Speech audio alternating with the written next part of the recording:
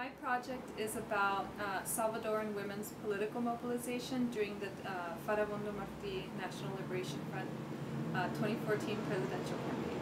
It was an opportunity for Salvadoran women to share the ways in which they took on leadership roles during the elections as a way to not only participate creating social change in El Salvador through the FMLN, but also how to organize Salvadorans here in the United States.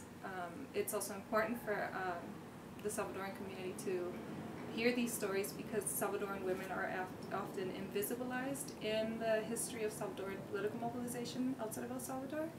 And so my project shares the stories that Salvadoran women have shared with me, and that's why it's important to me and my community. So my project is about two programs run by the government that deal with immigration reform. One of them is DACA, which stands for Deferred Action for Childhood Arrivals. The federal government runs that.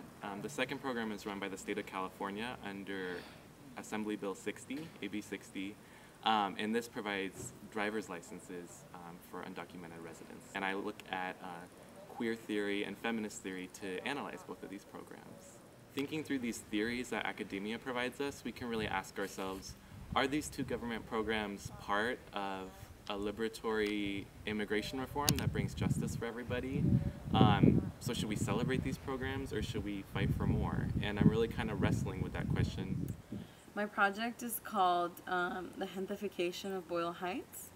And Boyle Heights is this like amazing barrio community in East LA, which is, I was born and raised at the border of Boyle Heights in East LA.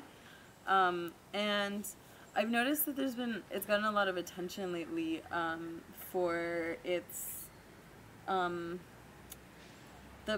attention that artists have paid to like existing like cultural work there, and especially in the light of like more and more cities in the United States being gentrified by a so-called creative class. I think it's really important to document our stories of barrio cultural workers, and that's what my paper tries to do, some of, just like tell the stories in ways that are meaningful, in decolonial kind of ways that really get at the heart of what the artists are trying to say, not just in their art, but politically.